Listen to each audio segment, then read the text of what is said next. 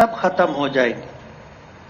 اس لیے کسی عمل کی حکمت ہمیں نہ بھی معلوم ہو تو ہمیں اس یقین اور اعتماد کے ساتھ مان لینا چاہیے کہ اس میں اللہ پاک کی کوئی حکمت ہوگی۔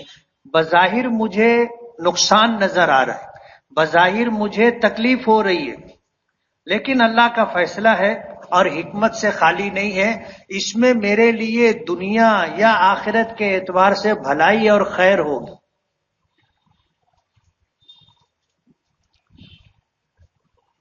جب اللہ نے یہ دنیا بنائی تو اس دنیا کے وجود کے لیے اللہ پاک نے سب سے پہلے اپنے گھر کی بنیاد رکھی۔ علماء نے لکھا ہے، تفسیر ابن کثیر میں یہ بات ملتی ہے کہ جب اللہ نے زمین پیدا فرمائی تو زمین کی ابتدا اس مقام سے ہوئی جہاں پر آج بیت اللہ ہے۔ زمین وجود میں آ گئی، اللہ تعالیٰ نے اپنے امر کن سے بیت اللہ کو وجود عطا کیا۔ سب سے پہلے بیت اللہ کی تعمیر اللہ رب العالمین کے امر کن سے ہوئی۔ کن عربی زبان کا لفظ ہے، قرآن کریم میں اللہ پاک نے کئی مقامات پر ذکر کیا کہ اذا قضا امرا فانما یقول له کن فیکون، کہ جب اللہ تعالیٰ کسی چیز کا فیصلہ فرما لیتے ہیں تو اللہ تعالیٰ کا صرف حکم دے دینا کہ ہو جا، وہ چیز وجود میں آ جاتی۔ تو سب سے پہلے بیت اللہ کی تعمیر اللہ کے امر کن سے ہوئی، پھر اس کی تعمیر فرشتوں نے کی، پھر اس کی تعمیر حضرت آدم نے کی۔ یہ سلسلہ چلتا رہا اور قیامت تک چلتا رہے گا۔ وقتاً فوقتاً بیت اللہ کی تعمیر ہوتی رہے گی۔ کیوں کہ اس دنیا میں کسی کو بھی ہمیشہ کا وجود نہیں ہے۔ جو تعمیر کی جاتی ہے اس تعمیر کی ایک عمر ہوتی ہے، جب وہ عمر ہو گئی تو ظاہر بات ہے پھر وہ عمارت منہدم ہونے لگتی ہے خود بخود، اس لیے اس کی جو ہے مرمت کرنی پڑتی ہے یا تعمیر نو کرنی پڑتی ہے۔ تو بیت اللہ کی تعمیر کا سلسلہ چلتا رہے گا۔ تو روئے زمین پر سب سے پہلے زمین کا وہ حصہ وجود میں آیا تھا جس پر اللہ کا گھر بیت اللہ ہے۔ اور علماء نے یہ بات بھی لکھی ہے کہ جہاں اللہ کا گھر ہے یہ پوری دنیا کی سب سے بیچ کی جگہ ہے، یعنی زمین کی ناف، انسان کے جسم میں ناف جس طرح ہوتی ہے بیچ میں، اسی طرح بیت اللہ کا وہ حصہ جس پر اللہ کے گھر کی تعمیر ہے، زمین کا وہ ٹکڑا پوری دنیا کا بیچ کا حصہ ہے، یعنی مرکزی حیثیت اللہ نے اسے عطا کی۔ یہی وجہ ہے کہ پوری دنیا میں کہیں بھی آدمی نماز پڑھے، رخ کدھر کرے گا؟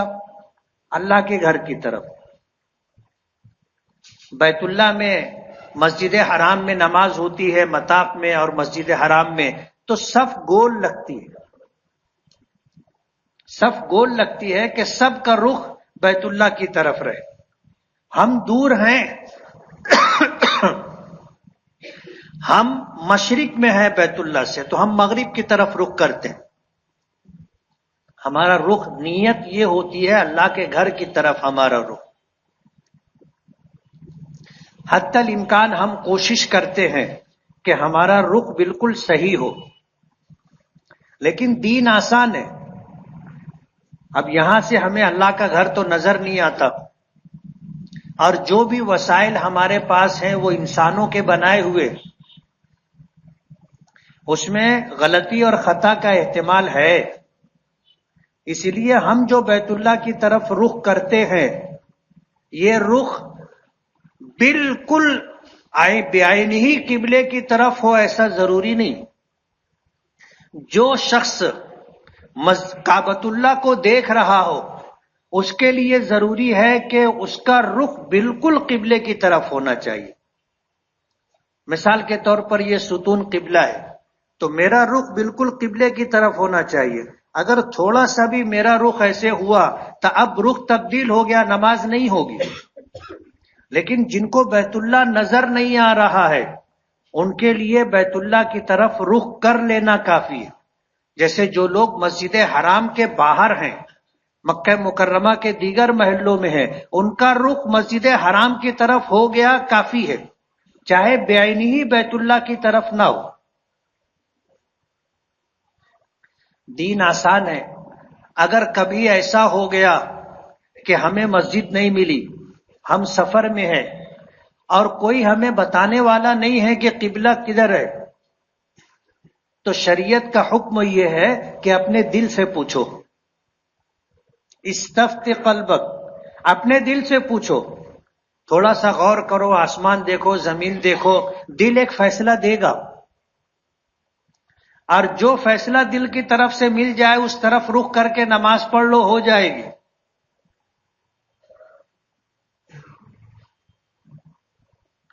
آج کی اس موقع پر اس تمہیدی گفتگو کے ساتھ جو بات مجھے عرض کرنی ہے وہ یہ کہ اللہ نے سب سے پہلے مسجد کے لیے جگہ بنائی تھی، مسجد حرام، مسجد کعبۃ اللہ کی تعمیر مشہور قول کے مطابق حضرت ابراہیم علیہ الصلاۃ والسلام نے کی۔ حضرت جبرائیل آئے اور آ کر کے حضرت ابراہیم علیہ الصلاۃ والسلام کو وہ جگہ بتائی جو ٹیلے کی شکل میں تھی۔ حضرت ابراہیم نے جب مٹی ہٹائی تو نیچے ان کو بنیاد ملی، جہاں پہلے بیت اللہ تعمیر کیا گیا تھا بنیاد ملی، تو اسی پر حضرت ابراہیم نے پھر بیت اللہ کی تعمیر کی۔ بیت المقدس کی تعمیر حضرت یعقوب علیہ الصلاۃ والسلام نے کی تھی،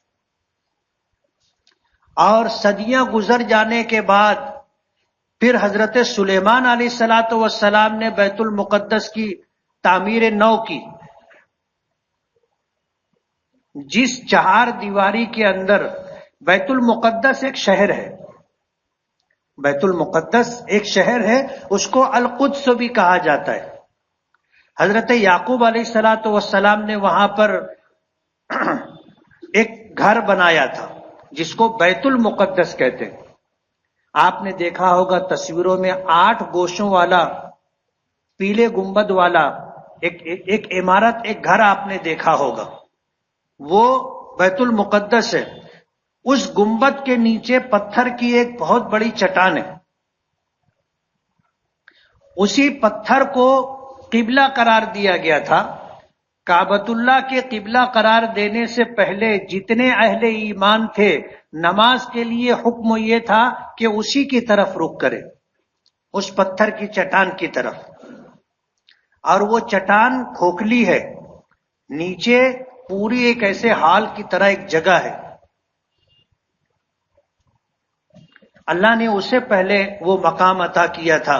سرکار دو عالم صلی اللہ علیہ وسلم جب مکۃ المکرمہ سے ہجرت کر کے مدینہ منورہ گئے تو اس وقت بھی مسلمانوں کا قبلہ جو تھا، قبلہ اول، وہی بیت المقدس تھا۔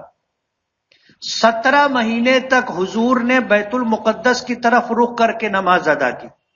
جب مکہ مکرمہ میں تھے تو بیت المقدس کی طرف رخ کرتے تھے، اس اعتبار سے کہ بیت اللہ بھی سامنے ہوتا تھا اور آگے وہ رخ ہوتا تھا جو جس طرف بیت المقدس ہے۔ لیکن جب مدینہ منورہ آئے تو صورتحال یہ تھی کہ مدینہ منورہ مکہ مکرمہ اور بیت المقدس کے درمیان ہے۔ اب جب بیت المقدس کی طرف رخ کرتے تھے تو کعبے کی طرف پیٹھ ہوتی تھی۔ تو آپ کی چاہت اور منشا یہ تھی کہ اللہ پاک حضرت ابراہیم کے تعمیر کردہ مقام کعبۃ اللہ کو بیت اللہ بنا دے۔ اور 17 مہینے کے بعد اللہ پاک کی طرف سے حکم آیا کہ فولی وجہ کا شطر المسجد الحرام، کہ آپ اپنا رخ مسجد حرام کی طرف کر لیں۔ ظہر کی نماز ہو رہی تھی، حضور پاک صلی اللہ علیہ وسلم نماز پڑھا رہے تھے، 1-2 رکعت ہو چکی تھی، اللہ پاک کی طرف سے وحی نازل ہوئی، فولی وجہ کا شطر المسجد الحرام، کہ اب اپنا رخ آپ قبلے کی طرف کر لیں، کعبۃ اللہ کی طرف کر لیں۔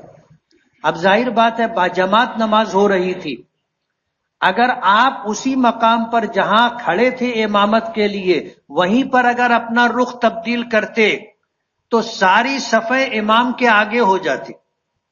جیسے ہم لوگ نماز پڑھتے ہیں اس رخ پر، اگر میں اپنا رخ تبدیل کر کے ادھر کر لوں تو ظاہر بات ہے کہ آپ اگر ادھر کا رخ کرو گے تو امام سب سے پیچھے ہو جائے گا، مقتدی آگے ہو جائیں گے. حضور پاک صلی اللہ علیہ وسلم پر جب حکم نازل ہوا تو آپ نے اس طرف سے چل کر کے ایسے جا کر کے آخری صف کے آگے کھڑے ہو کر کے آپ نے پھر بیت اللہ کی طرف رخ کیا، اور یہ نماز میں ہوا.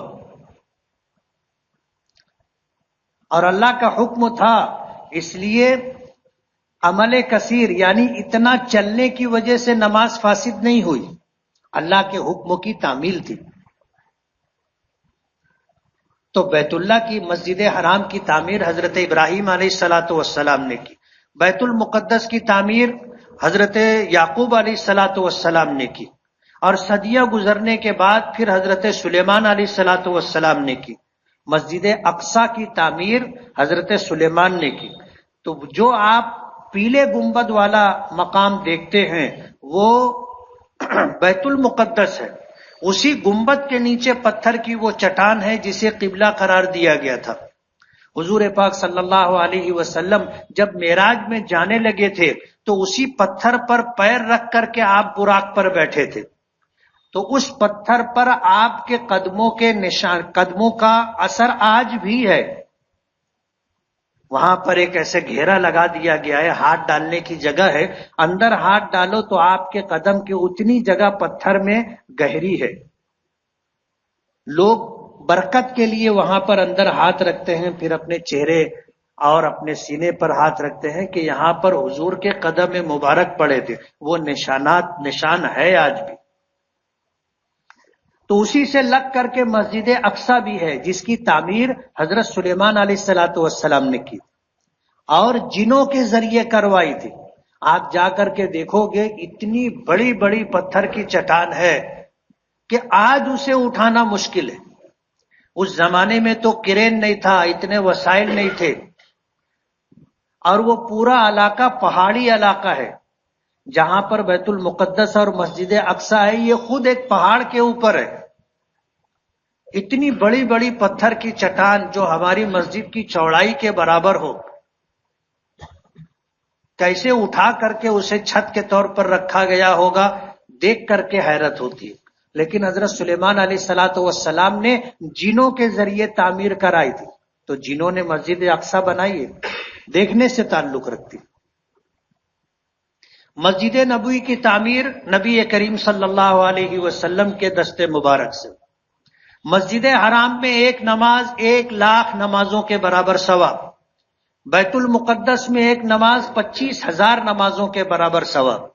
بعض روایتوں میں آتا ہے 50,000 نمازوں کے برابر ثواب. مسجد نبوی میں ایک نماز 25,000 نمازوں کے برابر ثواب، اور ایک روایت کے مطابق 1,000 نمازوں کے برابر ثواب. اللہ کا جو بھی فیصلہ ہوگا جس کے حق میں، کسی کو 25 دیویں، کسی کو 1 دیویں، کسی کو 50 دیویں، یہ اللہ کا فیصلہ ہے، ہمیں حق کے اعتراض نہیں ہے. لیکن ان مقامات کو اللہ نے فضیلت عطا کی. سوال یہ ہے کہ اللہ نے اپنا گھر امر کن سے کیوں تعمیر کیا؟ حضرت ابراہیم سے اس کی تعمیر کیوں کروائی؟ حضرت یعقوب اور حضرت سلیمان سے بیت المقدس کی تعمیر کیوں کروائی؟ مسجد نبوی کی تعمیر نبی کریم صلی اللہ علیہ وسلم کے ذریعے کیوں کروائی؟ یہ وہ نقطہ ہے جس پر ہمیں غور کرنا ہے. اللہ تعالیٰ نے اپنا گھر اس لیے بنایا کہ تمام مسلمانوں کا اجتماع ہو. ہماری اجتماعیت کے لیے اللہ پاک نے یہ گھر بنایا. پچھلی امتوں میں تو یہ تھا کہ مسجد چھوڑ کر کے اگر کہیں آپ نماز پڑھیں گے تو نماز ہوگی ہی نہیں. نماز کے لیے اللہ کا گھر ضروری. نبی کریم صلی اللہ علیہ وسلم پر اللہ کا جو خصوصی کرم تھا، جو 5 نعمتیں اللہ پاک نے آپ کو خصوصی طور پر عطا کی، اس میں سے ایک نعمت یہ ہے کہ پوری روئے زمین کو اللہ پاک نے نماز کی جگہ بنا دیا. آپ جہاں نماز پڑھنا چاہیں پڑھ سکتے، ورنہ پچھلی امتوں میں نماز کے لیے اللہ کا گھر چاہیے. آپ اگر مسجد کے باہر نماز پڑھتے تو نماز نہیں ہوتی، اپنے گھر پر نماز پڑھتے نماز نہیں ہوتی. لیکن اس امت کو اللہ نے اجازت دی، اور وجہ بھی یہ ہے کہ اللہ جانتے تھے کہ آبادی بڑھتی جائے گی، آبادی بڑھتی جائے گی. آپ اگر تاریخ اٹھا کر کے دیکھو گے تو جس وقت یہاں ہندوستان پر مغلوں کا راج تھا تو ہندوستان میں آبادی کتنی تھی معلوم ہے کسی کو؟ 1.5 کروڑ کی آبادی تھی. 1.5 کروڑ کی آبادی میں ہندوستان، پاکستان، بنگلہ دیش، برما، نیپال، یہ سب کچھ، یہ 4-5 ممالک مل کر کے اس کی آبادی 1.5 سے 2 کروڑ کی تھی. آج 130-140 کروڑ.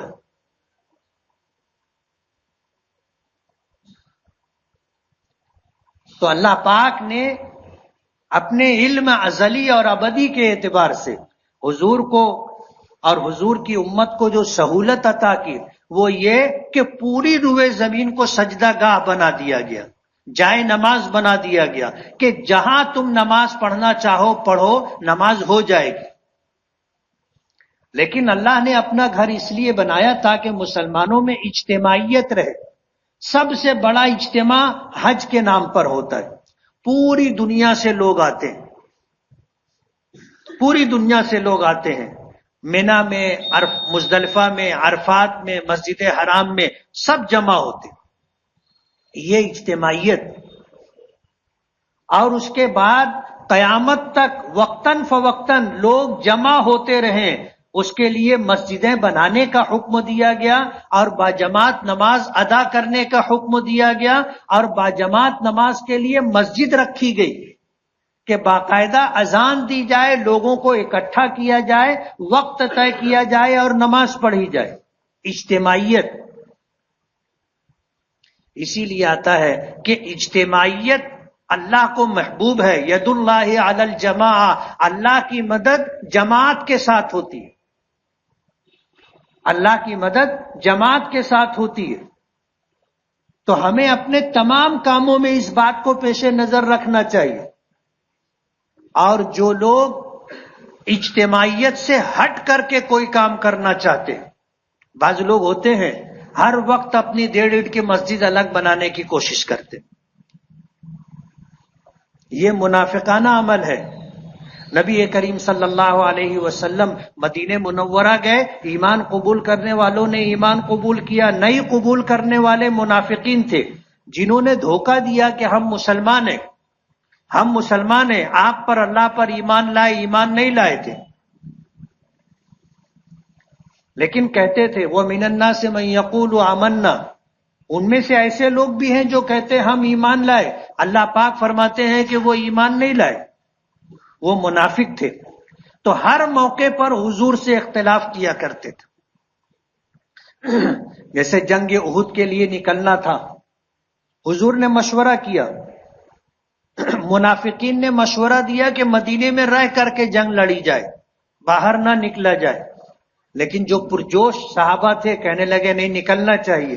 حضور نے رائے دوسری قبول کی اور آپ احد کے لیے نکلے. منافقین ساتھ میں چلے.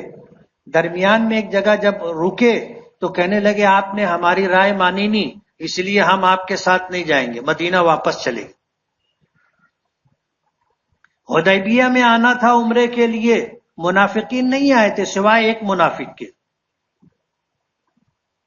تو یہ ہر جگہ 1.5 اینٹ کی مسجد جو بنانے کی کوشش کی جاتی ہے، یعنی اجتماعیت کو توڑنے کی، نقصان پہنچانے کی، اور اجتماعیت سے ہٹ کر کے اپنی دکان لگانے کی جو کوشش کی جاتی ہے، یہ اسلامی مزاج کے خلاف ہے. اسلامی مزاج کے خلاف ہے. ہمیں ہر حال میں اجتماعیت برقرار رکھنا ہے. ایک حدیث میں تو اتنی سخت بات نبی کریم صلی اللہ علیہ وسلم نے فرمائی ہے کہ اسے ہمیں یاد رکھنا چاہیے. اور جب کبھی اجتماعیت کے ساتھ کوئی فیصلہ ہو تو وہ حدیث تازہ کر لینا چاہیے کہ من شذ فی النار، جس نے اجتماعیت کو توڑنے کے لیے اجتماعیت سے ہٹ کر کے اس نے کوئی کام شروع کیا کہ سب ایک طرف ہیں، یہ اکیلا ایک طرف، من شذا، جس نے اپنے آپ کو اجتماعیت سے نکال کر کے تنہا کیا، کل قیامت کے دن اللہ پاک اس کو جہنم میں تنہا ایک مقام پہ قید کر کے رکھے. من شذا شذ فی النار، جہنم میں اسے رکھیں گے. جہنم کا عذاب ہے، اور اسی کے ساتھ تنہائی کہ اس کے ساتھ کوئی نہیں رہے گا وہاں عذاب میں مبتلا. تو مسجدیں جو اللہ نے بنوائی ہیں یا عبادات جو اللہ نے عطا کی ہے، اس میں آپ دیکھو گے اجتماعیت ہے کہ حج کے لیے سب اکٹھا ہو، نماز کے لیے سب اکٹھا ہو. اور ہمیں تو 5 نمازیں دی گئی کہ روزانہ 5 مرتبہ ہم اکٹھا ہو. اور ظاہر بات ہے جو کام آدمی کرتا ہے اس کے اثرات اس پر پڑتے ہیں، چاہے محسوس نہ ہو لیکن اثرات بہرحال پڑتے. جو لوگ باقاعدہ 5 وقتہ نماز ادا کرتے ہیں ان میں اجتماعیت کا مزاج ہوتا ہے. بھائی سب کا فیصلہ ہو گیا، منظور، اختلاف نہیں کرتے. آپ دیکھو گے زیادہ تر اختلاف کرنے والے وہ لوگ ہوتے ہیں جو نمازی نہیں ہوتے. جو نمازی نہیں ہوتے وہی اجتماعیت کے خلاف فیصلہ کرتے ہیں کہ ٹھیک ہے تم کو سب کا فیصلہ یہ، میرا فیصلہ یہ. اللہ کی مدد جماعت کے ساتھ ہوتی ہے، اللہ کی مدد اجتماعیت میں ہوتی ہے. اس لیے مسجدوں کی تعمیر اللہ پاک نے سب سے پہلے اپنے امر کن سے کی، پھر اس کے بعد یہ سلسلہ ہے اور قیامت تک رہے گا. اور اس کی وجہ یہ ہے کہ ہم اکٹھا ہوں، ہم میں اجتماعیت ہو، اتحاد اور اتفاق ہو. اور یہی وہ چیز ہے جو اللہ پاک کو مطلوب ہے، نمازوں سے، عبادات سے مقصود ہے. اور جب تک یہ امت اجتماعیت، اتحاد و اتفاق کے ساتھ رہے گی اللہ کی مدد اس کے ساتھ رہے گی. اور جب اجتماعیت پارا پارا ہوگی اللہ کی مدد سے ہم لوگ محروم ہو جائیں گے. اس لیے مسجد سے ہمارا رشتہ ہونا چاہیے، تعلق ہونا چاہیے. یہ اللہ کا گھر ہے، یہاں اجتماعیت کے ساتھ ساتھ دیگر جو رحمتیں برکتیں ہیں وہ ہمیں ملتی ہے. جیسے ایک نماز باجماعت ہم نے میدان میں پڑھی، ثواب ملا، لیکن وہی نماز ہم نے مسجد میں ادا کی تو اجر و ثواب 27 گنا بڑھ جاتا ہے. 27 جماعت کی وجہ سے 27 گنا بڑھ جاتا ہے. اور اللہ کے گھر میں جو نماز پڑھی جاتی ہے اس کا اجر و ثواب کتنا ہے حدیث میں بتایا نہیں گیا. مسجد میں پڑھنے کا جو ثواب ہے آپ اندازہ کرو، پچھلی امتوں کی نماز مسجد کے بغیر ہوتی نہیں تھی. یعنی مسجد بھر گئی، جو مسجد کے باہر رہا اس کی نماز نہیں ہوگی. ہم کو اللہ نے سہولت دے دی، لیکن مسجد کا جو اجر و ثواب ہے وہ اتنا بڑا اجر ہے کہ اس کا ذکر نہیں کیا گیا. اس لیے نبی کریم صلی اللہ علیہ وسلم کا ایک فرمان ہے کہ لا صلاۃ لجار المسجد الا فی المسجد. لاک ڈاؤن کی وجہ سے لوگ گھروں میں نماز پڑھنے لگے، قانونی مجبوری تھی. مسجدیں الحمدللہ بند نہیں تھی، 5-7 لوگ 10-20 لوگ نماز پڑھتے تھے، لیکن اکثریت گھروں میں نماز پڑھنے لگی. اللہ کا بہت بڑا احسان ہے، ہمارے شہر میں ہم لوگوں نے کوشش کر کے مسجدوں کو جاری رکھا. تو ابھی سرکار کی طرف سے چھٹی ملی، ورنہ ہم تو پہلے سے اپنے شہر میں کوشش کر کے باجماعت نماز کر مسجدیں کھلوا دی تھی. ایک جامع مسجد تھی، بازار کی مسجد ہے، علاقے غیر کی مسجد ہے، پابندیاں تھی. جب سرکار کی طرف سے پابندی اٹھ گئی الحمدللہ ہم سب اللہ کے اس گھر میں جمع ہیں. مجھے جو بات کہنی ہے کہ لاک ڈاؤن کی وجہ سے جو کچھ لوگوں کا مزاج یہ بن گیا کہ گھر میں پڑھ لو، ان کے لیے یہ آج کی گفتگو ہے کہ انہیں اللہ کے گھر میں نماز کے لیے آنا چاہیے. لاک ڈاؤن ختم ہو گیا، اب ہمیں اپنی تمام نمازیں اللہ کے گھر میں پڑھنا چاہیے. یہی اللہ اور اس کے رسول کا مقصود اور مطلوب ہے. اللہ ہمیں عمل کی توفیق عطا فرمائے. وآخر دعوانا ان الحمد للہ رب العالمین.